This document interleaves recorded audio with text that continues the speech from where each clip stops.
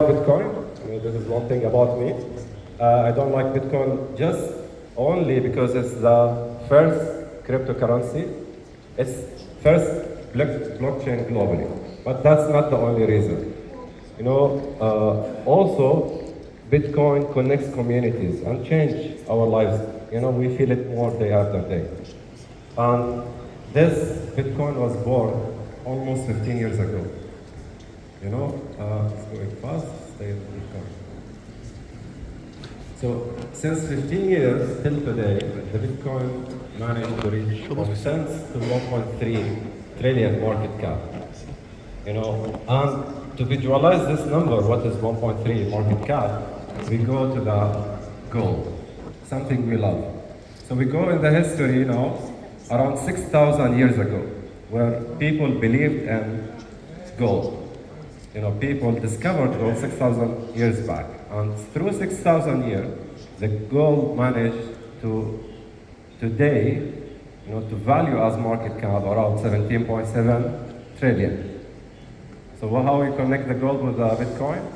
The Bitcoin is already 7% from the total gold above the ground, and I will come to the ground thing, in 15 years. And that one built up in 6,000 years, where we saw it everywhere, we still mine it. But also, we don't know, some reports there, but we don't know what is the gold under the ground. Only the gold above the ground is 17.7.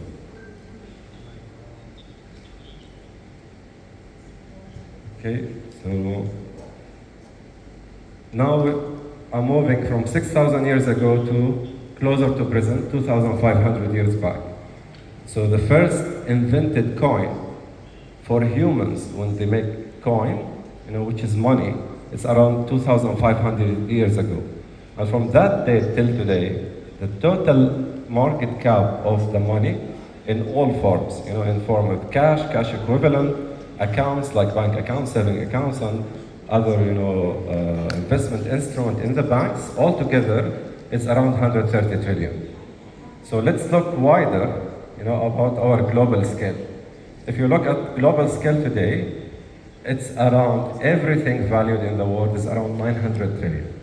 And to be honest with you, it took me a while, to look at this number and I try to use AI, I try to use multiple sources, multiple reports. There's a lot of debates globally because we don't know the value of our globe. So it ranged from 500 trillion to around 900 trillion. We put that number just to imagine when we say the Bitcoin is future, the market cap of Bitcoin is around 1.3 trillion. From this exists 900 trillions.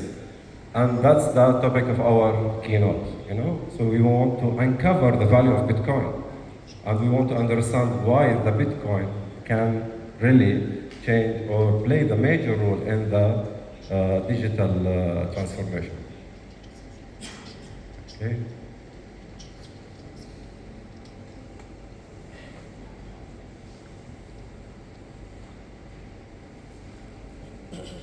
Good. So Bitcoin simply, it's two different numbers. Combined together is 1.3 trillion. There is 94 of Bitcoins already mined. And guess what? Everyone owns Bitcoin today or want to own Bitcoin, he's buying it from someone else. Because this already mined and it's already called circulating supply. And there is 6% left. But in talking about this, number of Bitcoin mined and Bitcoin left to be mined, don't worry, because the value of the 6% based on today's price is bigger value from the 96%. Oh, wow. And the more we go,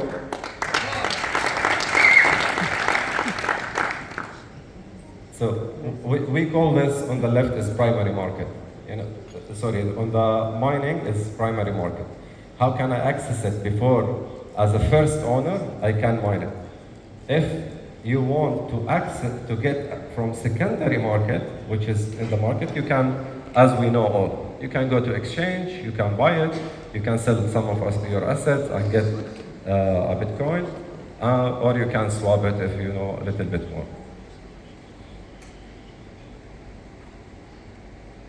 Great. So we come back to the Bitcoin.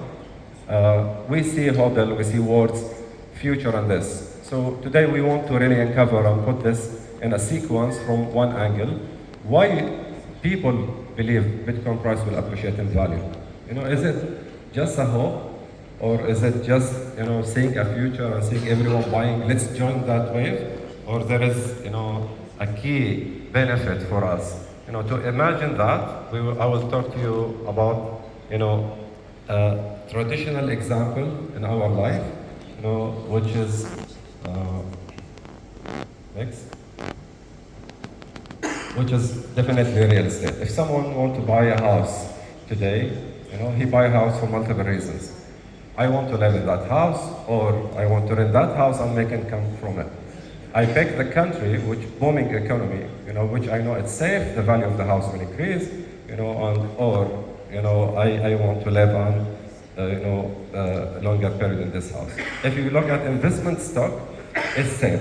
All of us realize, companies' financial reports, they are reporting very strong financials. Then we predict, or broker advice says that this value will appreciate, or this stock will appreciate. Or market studies, or innovative product. You see the company releasing very strong product, you see this is futuristic product, and we can say this will appreciate in price. So this is what happened today when we want to enter something. Let's connect with Bitcoin again. So why we believe the demand of Bitcoin will increase? Here is the key message of, the Bitcoin is used in multiple ways, but we will try to link, between the financial services we spoke about and see from transaction point of view, what is the impact of Bitcoin on the transaction, evolving the underlying technology of the transactions.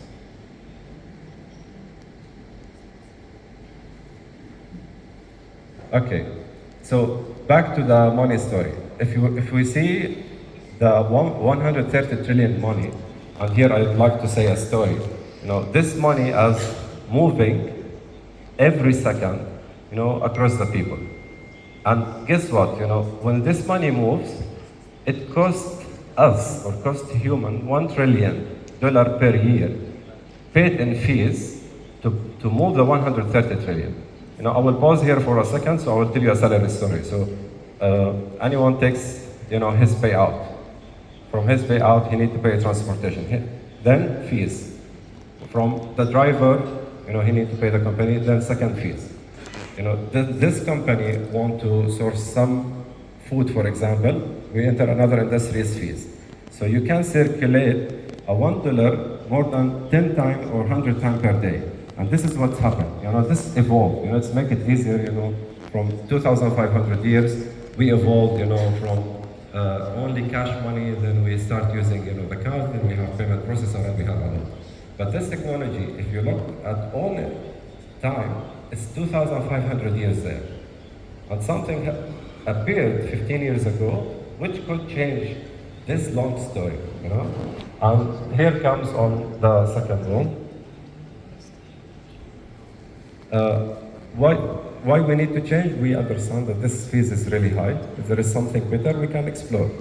But I would like to also go back in history and talk about telephonic system. If we see how people used to call each other 100 years ago. So people, they used to connect to switchboard, manual switchboard. There is a human sitting, taking that, putting the wires into jacks, then connect.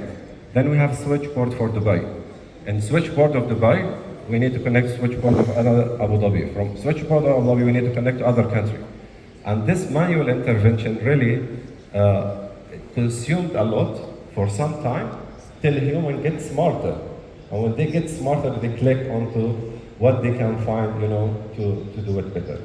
So I'm not saying that this is our financial transaction. I'm leaving that judgment, but I'm telling everyone, please stay on the previous. I'm telling everyone that today, this went 1 trillion, there are 450 million humans, not behind switchboard, but 450 million people sitting to process transactions. And they are sitting in 150,000 buildings. So just imagine, so you can see 150,000 buildings, human working and money transfer. So what we say, the transfer of money should be given to a trusted computer system connected in decentralized ways where it writes and it stores transactions, and these transactions are executed by computers. The last statement I said is definition of blockchain. So what is blockchain? Is trusting computers to do this math. So what that means for us, next video please. So what that means for us, it means, we are trusting computers to do that, and we, focus into the main occupations, agriculture, transportation, healthcare, education. We have so many things in technology to innovate there, but we have trusted computer system, we're changing the world, and it's just the beginning. And why we need to give it, not because we want to make money from Bitcoin, it's about transformation. So we love it for many reasons, I told you, because it connects all of us, but because it's decentralized, lower transaction fees, faster, transparency, no single authority, accessibility, and the one, my favorite, which relates to the money, which is fixed supply, anti-inflation. No one, we know the supply, and there is a clear mechanism of what new money can come. And this too, anti-inflation makes it one of the most unique solution in our history.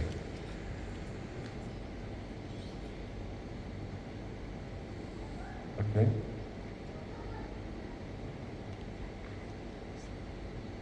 Okay, so now we understand the Bitcoin underlying technology, with all these talks about decentralization, how it can help us, why it's good.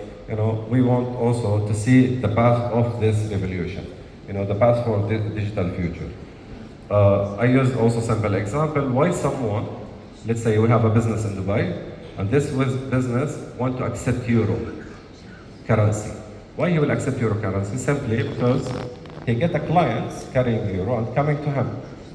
If no one asks him, I want to use euro, will he start accepting euro currency or opening euro bank account? No. He will go with USD or AED. So always start with people. And this is simple example, but always, this building communities and starting something good for the transformation start with humans. Okay.